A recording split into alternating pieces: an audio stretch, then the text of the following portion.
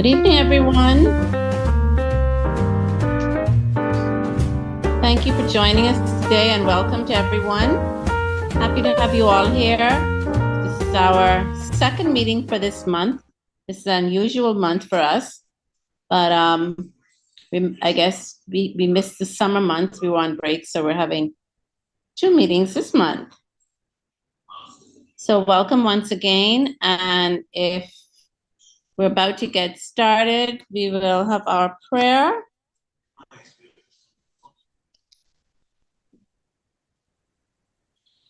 Dear God, everywhere we walk, let it be on your path. Everything we see, let it be through your eyes. Everything we do, let it be your will. For every hardship we face, let us place it in your hands. Help us to reflect and live out our lives in a way that is honoring to you.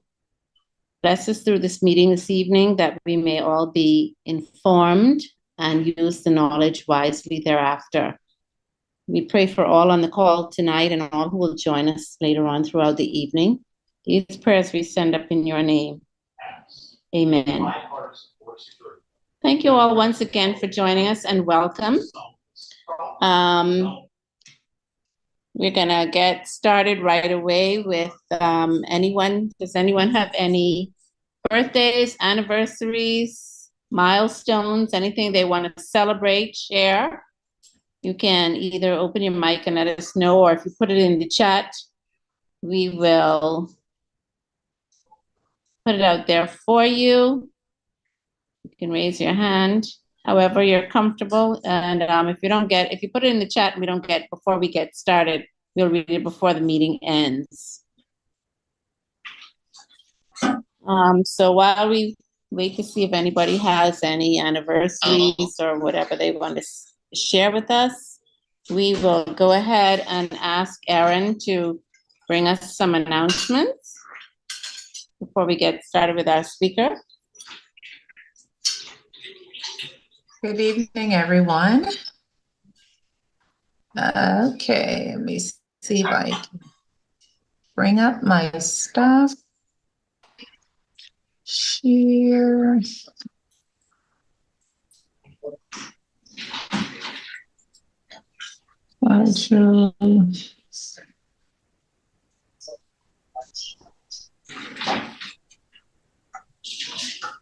All right. We had 2 cancers that we highlighted this month. Earlier we had thyroid, and tonight we will be having childhood cancer. Our branch in Long Island will be having a ball. It's the 8th annual Ball of Hope. So if you are of anyone, know of anyone in Long Island, let them know to support the ball and attend. It helps persons in Long Island help with their travel, airline ticket, and also their treatment. St. Jude Fun Run Walk. This walk, proceeds goes towards our Freedom Kids. And our Freedom Kids is a youth arm of the Cancer Society where we assist children age 2 to 17 that have been diagnosed with cancer or sickle cell disease. And funds go towards this account and to help with their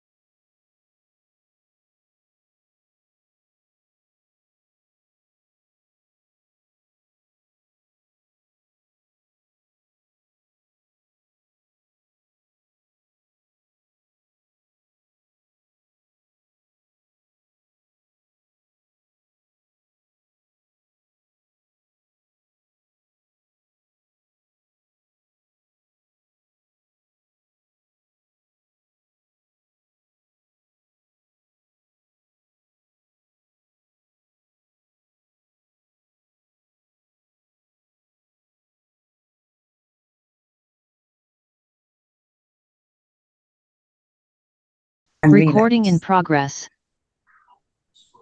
It is important to collect information on the cases to direct limited resources, which I'm sure you all aware is the case in low-income countries and low-middle-income countries. And this is all in an aim to improve quality of care and outcome and to reform policies. Clearly, to measure it will help us to manage it. IARC in 2018 was able to show that fewer than 10 Caribbean countries and territories have a population-based cancer registry, and less than half of these registries meet international quality standards. We do have a hospital-based cancer registry at the Princess Margaret Hospital, and in 2013, the Sick Kids Caribbean initiative that was referred to in my introduction, we were able to get a special registry just for children started. And the National Cancer Registry Act was passed in 2017, I believe it was, and they're only just started having a serious move to collecting the data that is now legislated. Look at where we are. We are in the area that says cancer registry activity with just hospital-based cancer registry.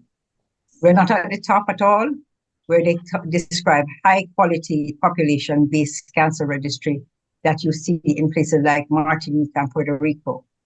So we have lots of room to improve, and we need to get there. Because as I mentioned before, in order to improve it, we need to be able to know where we are and where our resources need to be targeted. One of the good news about cancer in children is that survival has improved. Yes, we have had an increase in the number of cases, but look at what happened in 1970 with regards to children surviving cancer compared to now. We are seeing almost twice the amount of patients who survive from certain cancers than what we saw in the 70s. So there are some global initiatives that have been created.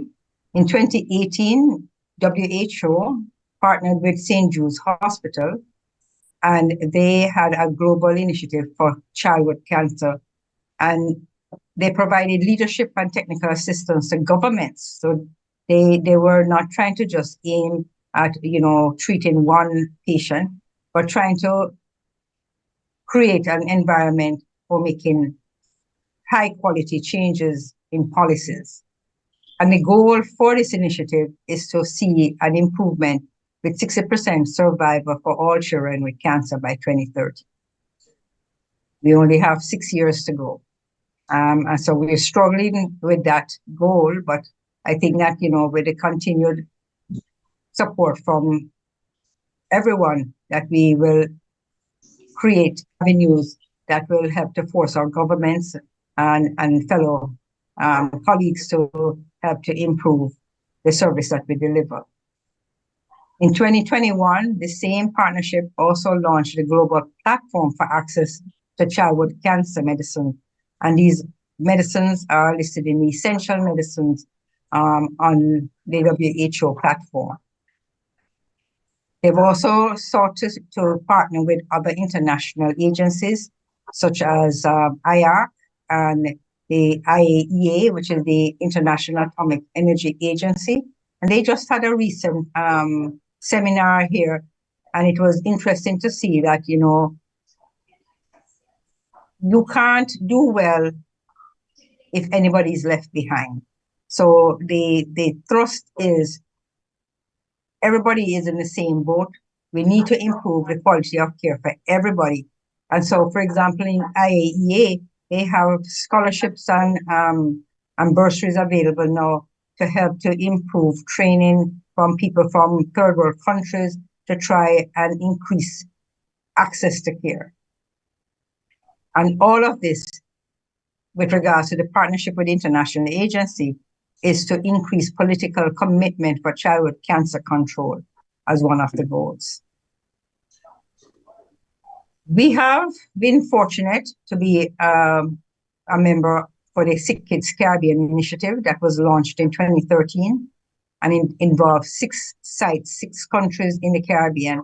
So that would be Jamaica, Trinidad, Barbados, Bahamas, St. Lucia, and and St. Vincent and the Grenadines. So 6 countries, 7 sites.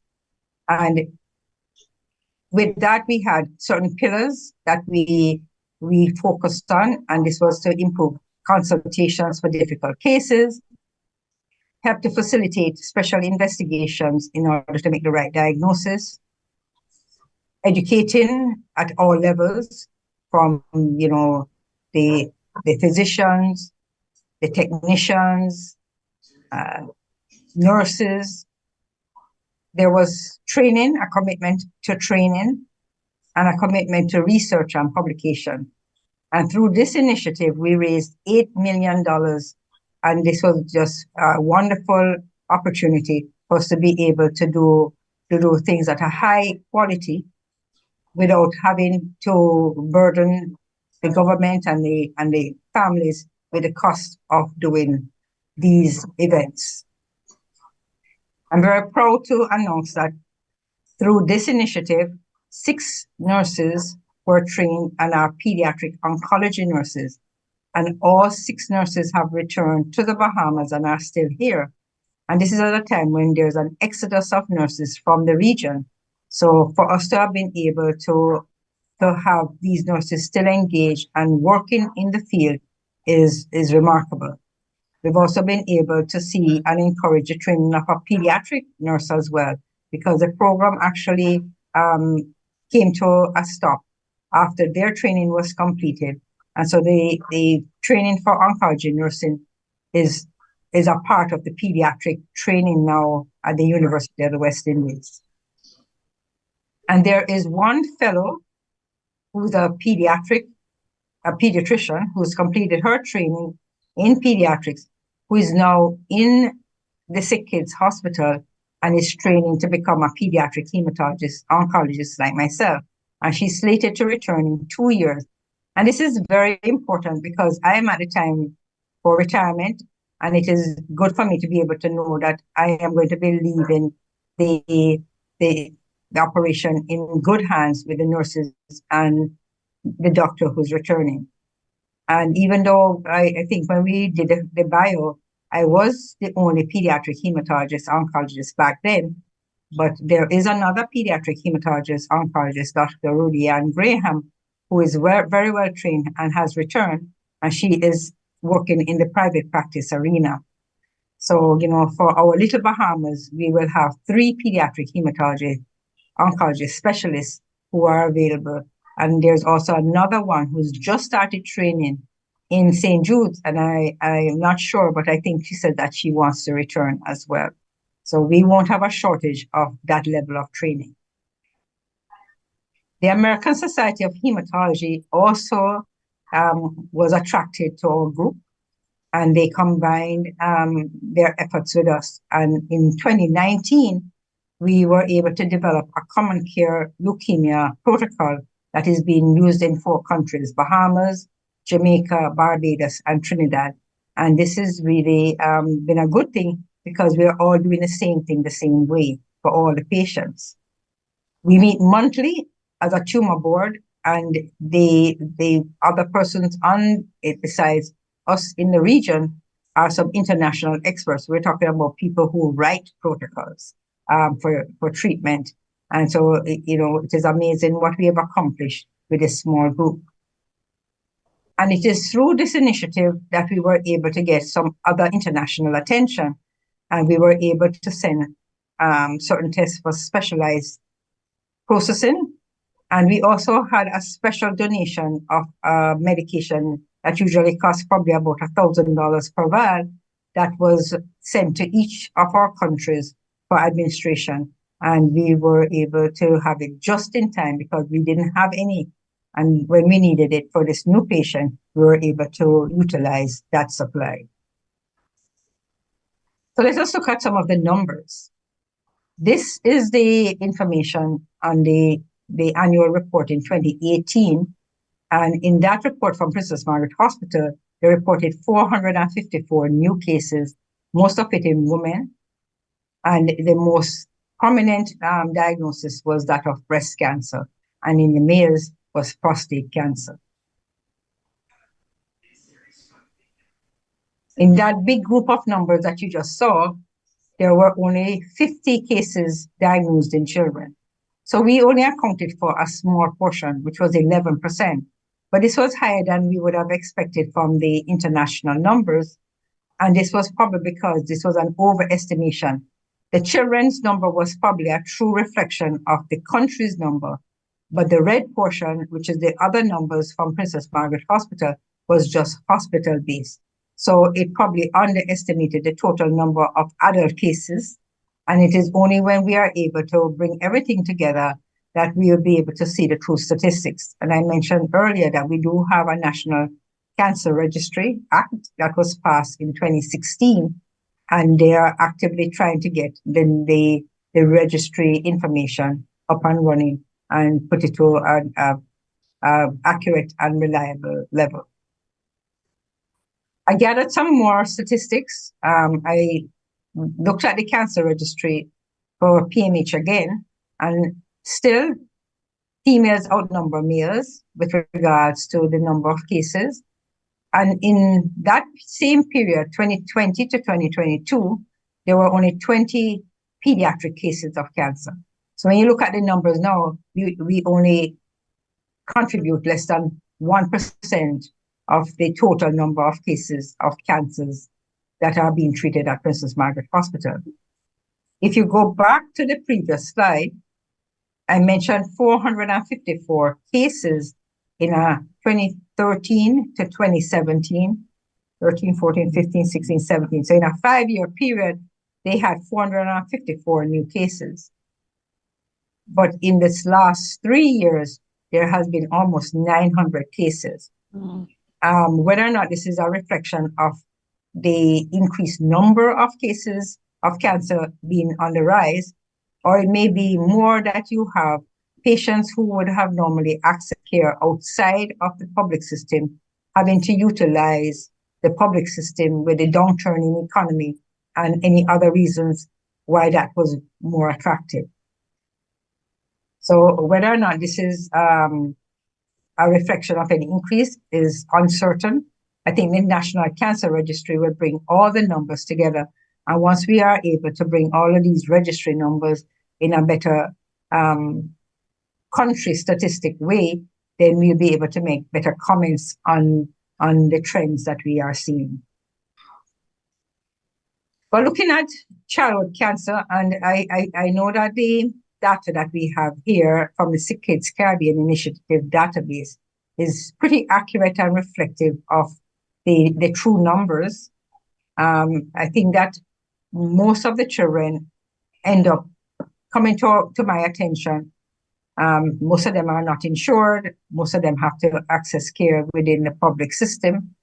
And the other thing too is that, you know, treatment for these cancers is not a one-time treatment, but is over a period of time. So it is unlikely that you will have patients who are being treated for cancer who are not brought to our attention or my attention so that I can enter them into the database. So I think that the Sick Kids Caribbean Initiative database is as true and as accurate as it can be for now, but I think that there's room for improvement. I will say too that I contacted the National Registry today and were able to get information that the number of cases for cancer was a little bit more than the one that I had here, and realized that the missing number were brain tumors. And it is very likely that the brain tumors would have been picked up on a CAT scan or MRI and may not necessarily have come to the hospital attention, and treatment may have been sought elsewhere. So what kind of cancers do we see? Well, leukemia, as is expected and has been described in other places in the world, is the number one cancer in children. And it accounts for about 30% of all the cancers in children. Then you have brain tumors, which is close behind. lymphomas, soft tissue tumors or bone cancers, kidney tumor or Wilms tumor, neuroblastoma, and then some of the other tumors include things like hepatoblastoma. There's patients with ovarian tumor, and one who had a vaginal tumor, which is very unusual and rare in children. With regards to the leukemia, we do see the common type, the acute lymphoblastic leukemia, is by far more common than the acute myeloblastic leukemia. And the AML type does carry a worse prognosis. And we have a slightly higher number than I would have expected for our distribution. And so, whether or not there's any implications to this, I'm not sure. So what are the symptoms and signs? So I think that it should be highlighted that the caregiver knows the child the best. And if you are suspicious that something is wrong, it likely is, and you need to get it checked out. Any unusual lump or swelling anywhere is a red flag. Unexplained fever, fever going on, but the child doesn't have any obvious cough and cold, runny nose, or any signs of any infection, something is wrong. Constant tiredness and paleness is a red flag. Easy bruising or bleeding. Unexplained weight loss. Frequent headaches with vomiting early in the morning could be a sign of a brain tumor. Sudden changes in the eye, you have a squint now, or the vision is affected. A whitish color behind the pupil, and swelling or persistent pain in the bones or joints. All of these things are red flags. And like I said before, any suspicion that something is wrong should be followed up. The average age for children diagnosed with cancer is about 6 years, but it can occur at any age. And the youngest child we have ever seen here was 6 months, who was diagnosed with leukemia. The Cancer Society has a flyer out that also highlights these symptoms and encourage regular medical checkups and carry the child to see a pediatrician or a physician in the community clinic. And so I think that, these are flyers that can be distributed to anybody who is interested. So on examination, once you reach a doctor, they will check for suspicious findings. And, the things that will be highlighted will be pallor or paleness, which would signify anemia. Bruises, which would signify that maybe the platelet count is low. And those are the things that stops bleeding in the patient. Large organs, whether it be the kidney, the liver, or the spleen. Enlarged glands, nodes in the neck, in the armpit, in the groin. Any swelling in the abdomen that wasn't there before that you notice and it is getting bigger, something is wrong. Any swelling in any part of the body that you can't quite explain, especially if it is growing. And note that this may or may not be associated with pain. If you have any signs of weakness, like a stroke, difficulty walking, that is something that needs attention. And if there is a squint or leukocoria, and if you look at the picture on the side, it's that white spot where it should have been black. So if you see that, then that could be a sign of a retinoblastoma, which is an eye tumor. So all of these things on examination will now prompt the doctor to do further investigations.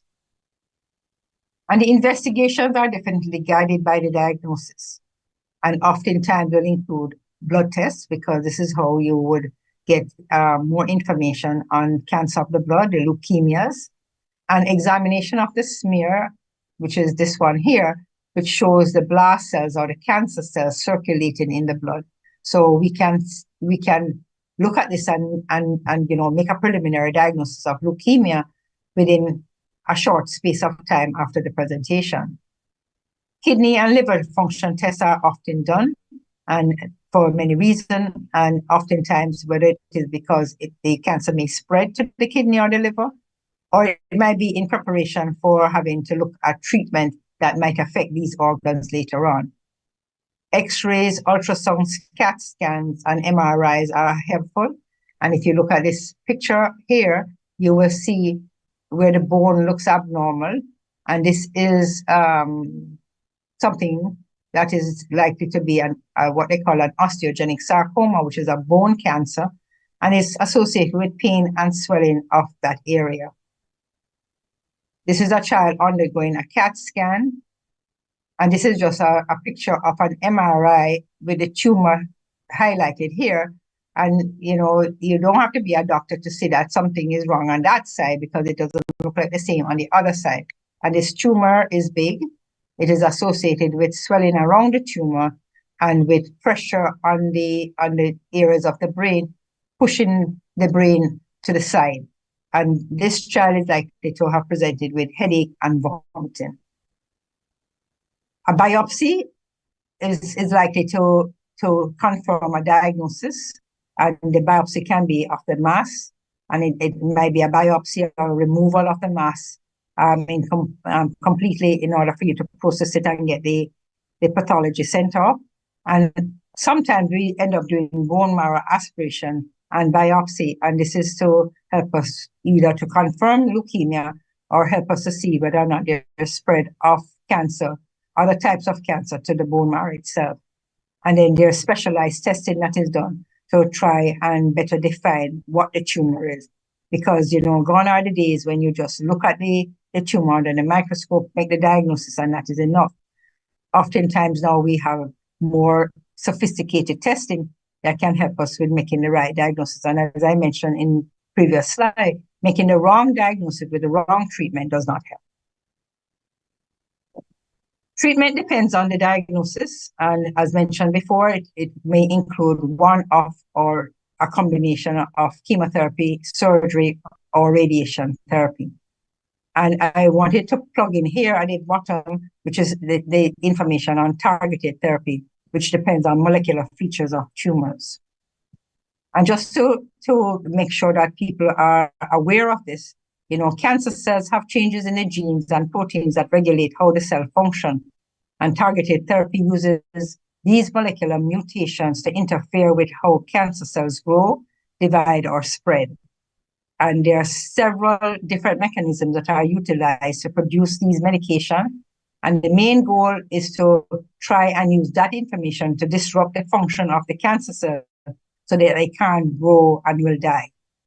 And these medications can be either by mouth or by the vein. And the detection of these mutations, whether it be on the biopsy of the tumor or in the blood, will allow individualized treatment. And now when we think back on it, this may explain why somebody with breast cancer does extremely well on treatment. Another person with the same stage of breast cancer doesn't do well. And so you say, but it's the same diagnosis. And the answer is that it may be the same diagnosis, but the tumor itself have different features and therefore respond differently to treatment. And I think this is going to be the wave of the future, that you're going to have personalized care, that what we have been doing with regards to, you know, shooting with a cannon and hoping that it will kill the cancer will now be a thing of the past. And we have seen a tremendous growth in the amount of targeted therapy for treatment. And what we realize is that cancer is going to become a chronic disease that is controlled by the administration of these oral agents or intravenous agents that is given, that doesn't give the same amount of side effects as our chemotherapy gave. And so I am just fascinated by the amount of advances that have been made in this area. We are not short of trying to cash in on these advances too. And Gleevec, which is the medication that is used in chronic myeloid leukemia, and has transformed that from something that would warrant bone marrow transplantation to being just a chronic disease that is controlled by the use of an oral agent.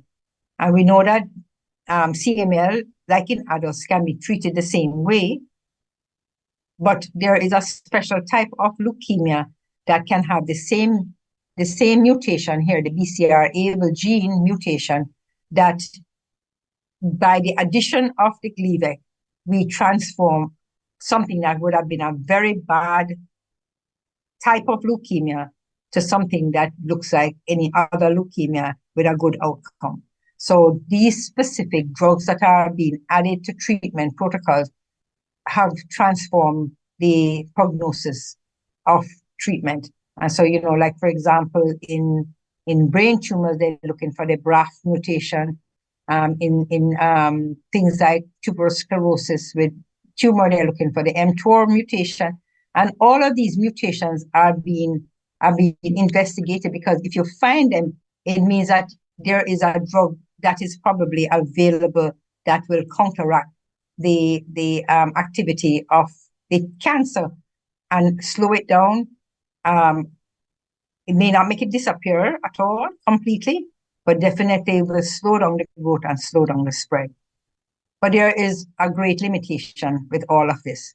And, you know, it's fantastic to see all the newer agents being produced, but it is at a tremendous cost. And I think if any of you are aware of people who are on these medications, we're talking about thousands of dollars, $10,000 and $20,000 and $30,000 per month for these kind of treatment. So the cost is prohibitive, and it may not be readily available to most people. And so even if you had the money, you may not necessarily be able to get it because it isn't here in country as yet. So what is available locally? Well, we definitely have trained specialist physicians. I mentioned some of them. So you have the pediatric hematologist, oncologist, and you do have the adult oncologists that you are aware of as well. And we have the surgical specialists, those who deal with general surgery, those who deal with cancer surgery, and those who deal with brain surgery. So we have a good cadre of physicians who are trained to give care to patients with cancer. I mentioned that we have our trained oncology nurses, and we do luckily have the availability of doing basic and not so basic lab tests and imaging like x-rays and CAT scans and MRIs. And in fact, we even have available now a place that does the PET scan. Treatment, most medications are actually available or can be sourced, and this includes even the newer ones. But as I mentioned before, costs may be a prohibitive factor. And radiation therapy is available. We have the only American radiation unit outside of the USA that is accredited, and that is something to be applauded. And it has a linear accelerator that gives very high-tech, intricate radiation therapy to those in need. Most children, but luckily for us, the government supports their care, but funding is still an issue. And there are occasions when complex cases may need overseas care. So when would we want to see patients referred, or when would we encourage patients to be referred? I'd like to highlight that most of the care needed is available locally. And there are significant benefits to staying home. You can't carry family, church, and community overseas with you. And there is merit to being able to, especially for the parents, to continue to work, because sometimes the treatment is a 5-minute treatment, a 1-hour treatment. And, you know, if you have a community of family, extended family to help you with carrying the child back and forth to the hospital, it means that you could continue to work and save those vacation days or sick days or special days for when you truly need to use them. Because the journey is not a short one. It's oftentimes years. So for example, the treatment for leukemia is almost 4 years of treatment. However, we do need to embrace overseas care for complex cases, and we do need to embrace them when we don't have the available expertise or equipment. But I think that it is important to exhaust the local option first, and that we need to even consider collaborating with private facilities to see if something can be arranged locally. We need to also look at regional options because it might be more cost effective to send them to one of the other Caribbean countries rather than to send them to the USA. And I know that in Trinidad, there was the option for bone marrow transplantation, where the patients were transferred to India for the bone marrow transplantation at a cost of probably a tenth of what was being charged in the USA. So cost is a significant factor for North American care. We have the ability to do online referrals, and I mentioned to you that the Sick Kids Caribbean Initiative offers us consultation services at no cost. And so this has been a blessing to us. And I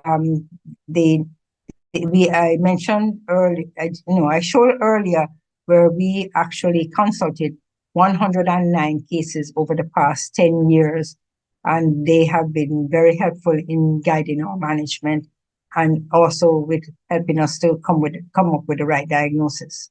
We have referred patients to the National Institute of Health, and we have referred patients and they've been accepted to St. Jude's Hospital along the way. Not a lot, but we have gotten a few. And in fact, there's one patient with a brain tumor who was accepted just recently and traveled today.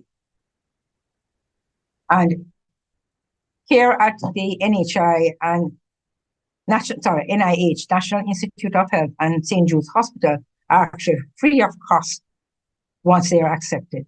It's just unfortunate that we can't send everybody there, but I think that it is important to maximize on our own resources. And COVID, our experience with COVID taught us how important it is that we actually nurture our own local environment. Because remember, during COVID, there was no travel at all. So if we didn't have resources locally, patients who could benefit from treatment would not have been able to get that treatment. Life after cancer. So follow-up care is needed after you finish treatment for at least 5 years. And you have to monitor for complications from treatment. And you have to monitor whether or not there's any evidence of relapse of the cancer. Issues with fertility is there, because remember that chemotherapy can interfere with growing cells, such as those in the ovaries and in the testes. Depression is something that, we battle with. It's because it's definitely for children. It is a difficult journey. Endocrine abnormalities can exist. Worrying about a malignancy, not the same malignancy, but even a second malignancy is there, because some of the chemotherapy that we give might actually put them at risk for development of second malignancies. They can have problems with growth. They can have problems with their heart, with their lungs, with the kidney, with the hearing. And, all of these are generated from side effects from some of the medication that we use. There are community support groups, and I would definitely encourage people to become aware and a part of these. The Cancer Society is a wonderful organization. The reputation is impeccable. The integrity of what they do, the outreach that they give, I can't say enough about how great a journey that has been over the past 30 plus years working with them. The Tiffany Treasure Hope Foundation is also one, and they focus a lot on the spirituality, the happiness. They do things, fun things, like going to the park, and they had in one instance a celebration that was almost like a prom for the patient. And in fact, in that last one that they did, there were 2 patients that subsequently died. And we see that when they look at the moments that were important to them, they celebrated those moments in the pictures that they put in their celebration booklet. The Blue Rose Foundation is also another close and worthy one for support. And they concentrate on leukemias and lymphomas. And I mentioned already the Sick Kids Caribbean Initiative. I've not had much interaction with the Paradise Children's Foundation. So I'm not too sure how active they are, but I know they were very active in the past in helping to support children with cancer. You know, there is countless amount of information that you have at your fingertip. And all you have to do is type in your question. Just like how you think it and ask it, you type it in, and Dr. Google will give you a slew of information to look at. Now, not all of the information is accurate, not all of the information is good information to follow. So I would say you read it, but hopefully you'll have somebody who you can discuss the information with so that you can be guided by what it says. The American Cancer Society is also a good resource, the National Cancer Institute, International Society of Pediatric Oncology, the American Academy of Pediatrics, the American Institute of Cancer Research, the American Society of Hematology, and the Dana-Farber Blood and Cancer Institute. So there are just countless amount of information that is on the internet. So feel free to look at it. And, you know, you could even type in the symptoms and the signs and symptoms that you have. And chances are it will give you suggestions as to what might be the diagnosis. So when you see the patients come to the doctors now, they come equipped. All right. You know, the doctors need to be informed. They need to embrace the educated patients and parents, because they're coming equipped with their questions, and that is to be celebrated. Okay. I wanted to just mention the importance for trying to maximize on resources, and, you know, and to be able to embrace getting the help that you need within the country. So I know that recently we embraced getting one of our retired surgeons to come back in and help with a particularly difficult case of a kidney cancer. And I think that they did a wonderful job between him and the other surgeon in Princess Margaret Hospital. That duo was awesome with regards to giving me the patient back in a way that I can continue to work with him and try to bring him to cure.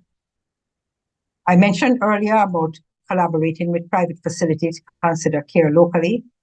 I mentioned too that in some cases you might need to refer to external overseas facilities such as St. Jude's or National Institute of Health. And we need to have already acceptance to continue care at home, even if the patient goes overseas.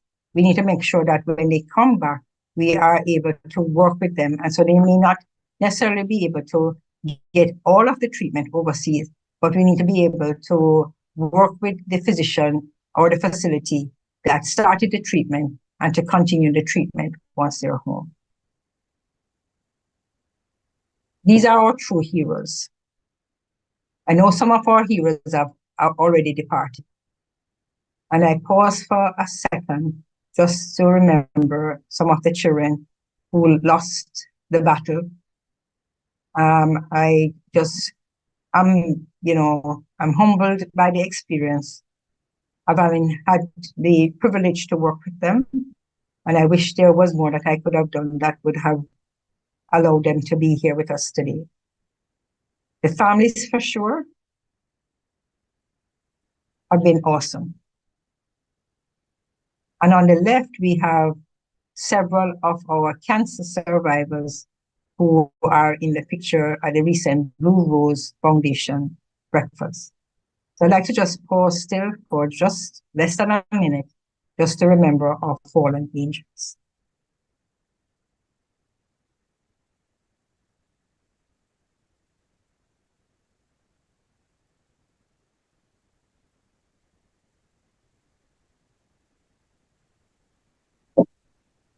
I kept this slide up, even though it is a 2020 slide, you know, just to say that our mission in trying to beat childhood cancer, we look at some of the stories. We look at the child with the low-grade glioma, the brain cancer, who had to travel abroad to get care and now today is studying to become a clinical laboratory assistant. Or the child who at the age of 6 was diagnosed with a bone tumor and had her leg amputated and now is a professional ballerina. Or the child with Wilms tumor, the kidney cancer,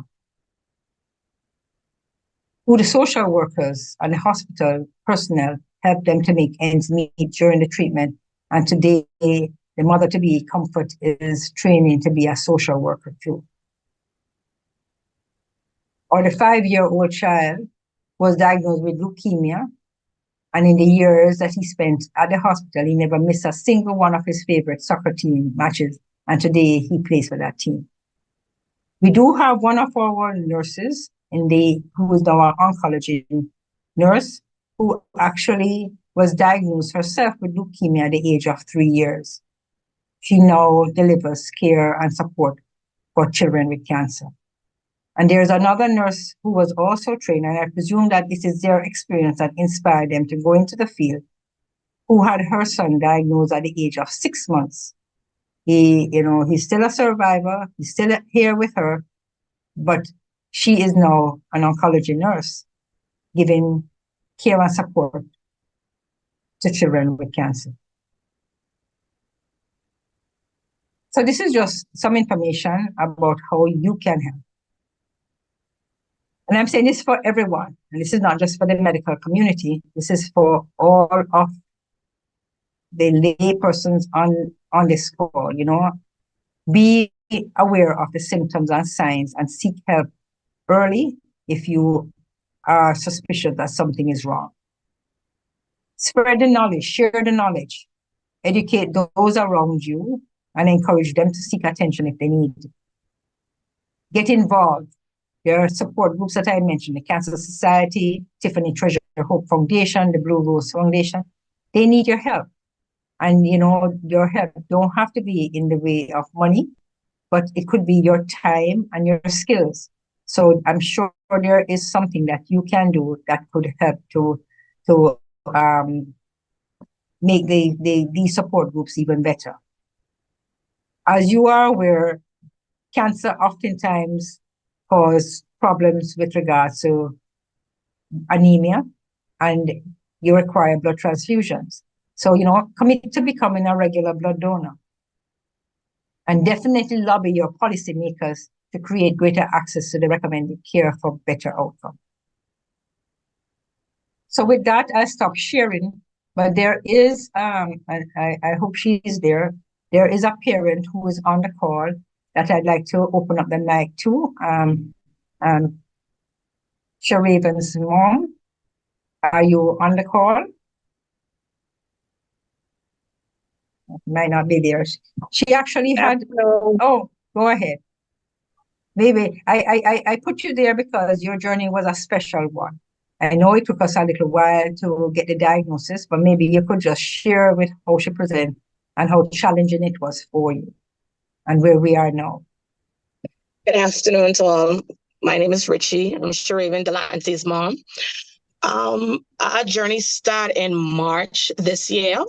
She came home with joint pains, and we were back and forth to the hospital, back and forth, keep going on appointments because she keep having these pains. The pain then moved from the joint, it dropped to the ankle. So I figured where she was doing sports, she probably fall and didn't mention it or anything. Still didn't find what was going on. In May 10th was when it took a toll. I had to call the ambulance because she couldn't move. She couldn't walk. We then went to the hospital. They admitted her. When they admitted her, still was trying to find out what was going on. Nothing showing up in the blood. She did blood tests over and over. They tried their hardest to find out what was going on. When they told me it was juvenile arthritis, wasn't really sitting with it because the medication what they were giving for juvenile arthritis wasn't working, was painkillers, and the pain still was there. The journey was rough from March to May.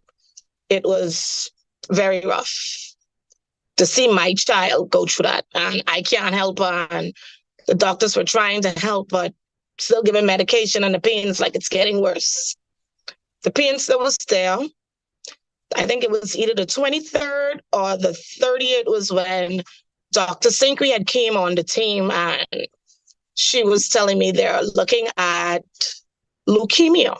I didn't know what that was because I only know about breast cancer, stomach cancer, lung cancer. What is leukemia? She sit me down. She explained it to me. I wasn't accepting it because that was not what I saw for her. I wanted a second opinion. I got a second opinion. It came out to be leukemia. She was admitted in PMH for a month. And when I got the second opinion, they started to treat her overseas. When we came back, I thought that because I took her out of Dr. Sin Quee care, that she wasn't going to accept back. She accepted back with open arms. Everything was right back the same. How I look at it as a parent with my daughter having cancer, it's rough.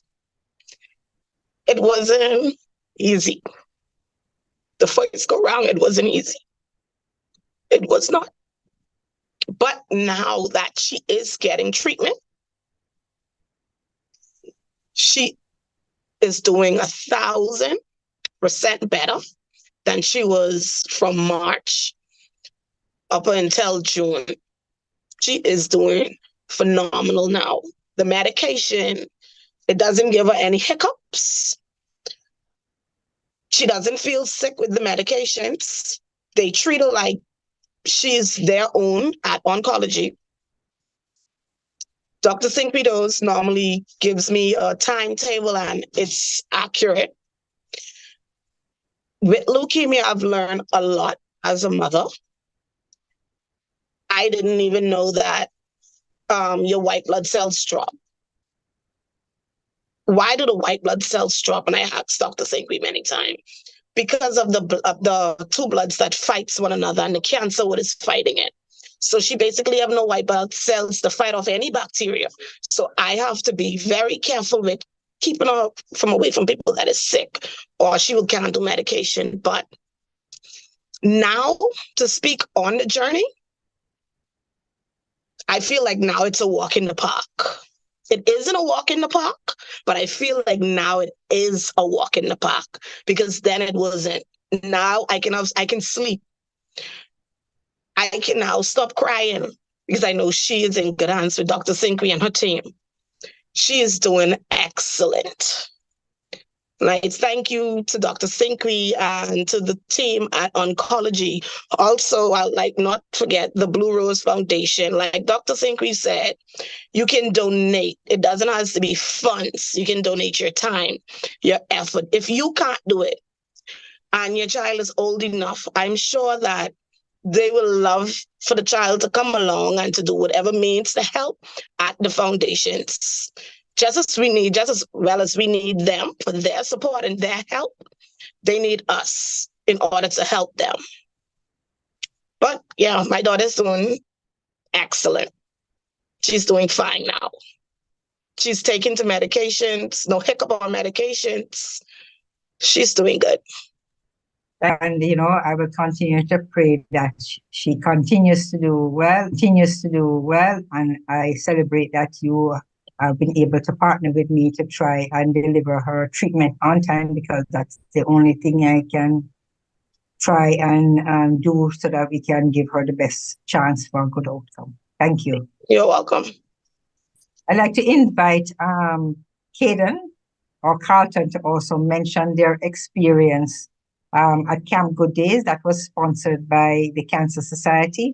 If one of them are on the call, we can open up the mic and then we'll close off with that to see if there are any questions.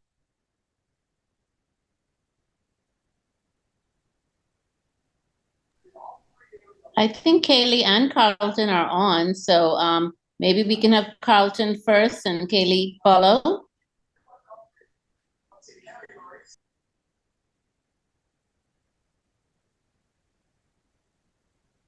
They may not be the movie star. They may not want to be on movie.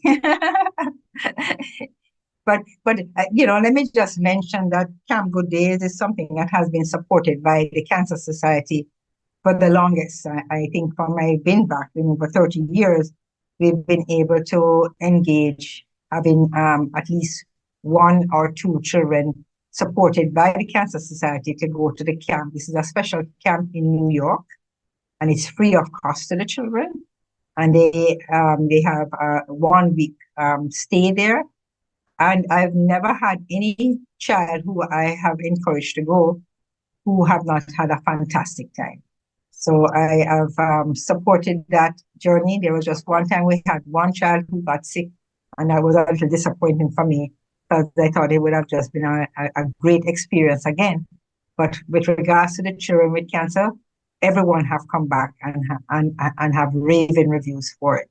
So I'd like to personally thank the Cancer Society for all that you do, and this is in regards to not only the Cancer Caring Center, where you create the home away from home, especially for the patients from the family islands, but also in the support of some of these things like Camp Good Days. But you also give financial support to patients. You just have to send in the request, and it is vetted. And the agreement was that you would pay up to $1,500 to support patients who might need a little extra assistance for investigation or treatment, and that has definitely come a long way. And the efforts that you put for education as well as for screening, I think you probably have done more screening than anybody else in the country. So, kudos to all of you for the work you do. And I know if it weren't for volunteers, we would never be able to continue this. There's a question here. It says, what is your experience with St. Jude's Hospital? We've had several, I think that's Dr. Hannah. We've had several patients who have gone, not a lot, a handful, maybe less than 10 in my 30 years. And definitely, if we can get them to accept the patient, that is fantastic because everything is free. And just like how you see the ads on TV, you get high quality care there.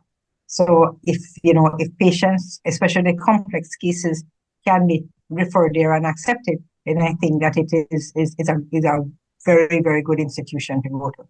I just want to say to everybody, though, that even though St. Jude says no child is turned down, that's not quite true. Okay? It has to be that they have to apply to see if the case is something that they will take. And oftentimes they have to have an open research protocol in order to take the child. So we have had several rejections, unfortunately, for cases that I was praying and hoping they would have taken. But, life goes on, and we did the second best at that time. For those complex cases, we're trying to do what we could do locally. But, yeah. What percentage of the children surviving locally? We don't have all the numbers. Remember, we have a small population of patients, and like I described, in the 3-year period, there were only about 20 patients that were diagnosed with cancer. So it takes a while before you can generate enough data to look at experiences and trends. But when one of our DM candidates looked at survival rate, we were only batting 40%. So we definitely have a ways to go to reach that goal of 60%, and even a further ways to go to reach 80%. But we are working on it.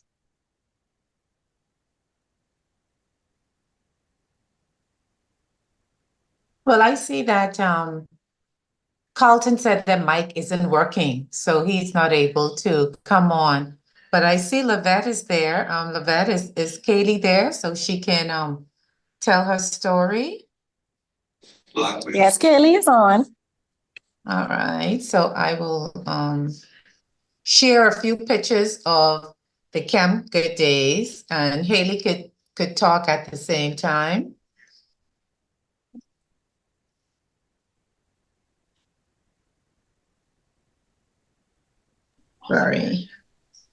Sorry. This is Carlton, whose mic isn't working, but you can see he is doing some woodwork at the Camp Good Days and with the grown fellas. So you could tell that he had a wonderful time at the camp. They make the kids feel special. They treat them like they don't have a disease or they're, there's nothing wrong, just to make them feel normal. So it was a fantastic time. There's Carlton again, with one of the advisors at the camp, at the woodwork shop. We also have Kaylee. There's Kaylee. I guess they were on a walk or whatever. Kaylee could explain more, but with your help, with the public help, like Dr. Sin Quee say, it's not always money, but your time and your skill. And the Cancer Society, want to give these kids an opportunity to live a normal life.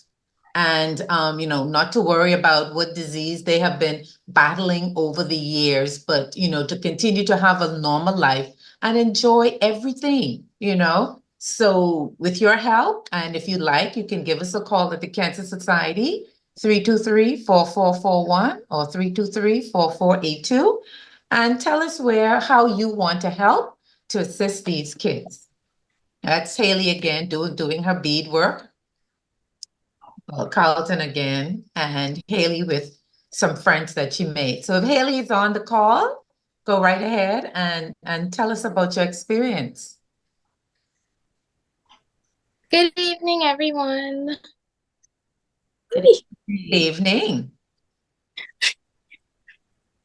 I don't know what to say. Well, my name is Kaylee Aubrey. This year was my first year at Camp Good Days, and overall, my experience was fantastic. I learned to do many new things. I enjoyed those new things that I didn't think I was going to enjoy. If I had to do it again, I most definitely would. Like hiking specifically, I was not excited for that, but I did end up enjoying it. It was a really long walk. I think it was about 2.5 miles. When we were at the halfway mark, everyone was like, okay, good job, everybody. And the assistant camp director, Eladia, was like, good job, everyone. Now time to do the rest. And everybody's like, the rest? I thought that was it. But I really did enjoy it. I met a lot of new people. There was a group from Spain. I spoke to a lot of the other campers from Spain and their chaperone. They tested my Spanish, but I did enjoy it. I met a lot of new friends. I kept in touch with a lot of people, and overall, if I had to do it again, I most definitely would. Well, one of the things you can do, Kaylee, is become one of the chaperones. Absolutely. And when you get older. Sure. I considered it, and I do it. Just you have a few years to go, but definitely. I do it. Thank you. I could give back the feeling that I got from everyone there. I would do it again. Great. Thank you. There's Carlton. He's a Zoom user. Unfortunately, his mic. Wait, Carlton, if you can hear me. Good day. My name is Carlton Rowell the third, and I had a lot of fun by Camp Good Days, and I made a lot of friends. And the one I did like by Camp Good Days is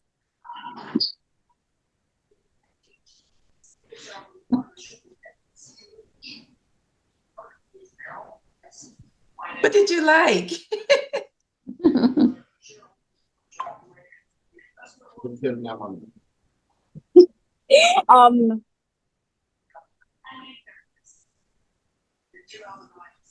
I can't Yeah.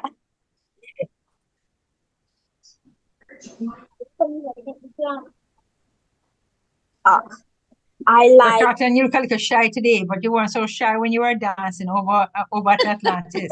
You all had a good time for that breakdown.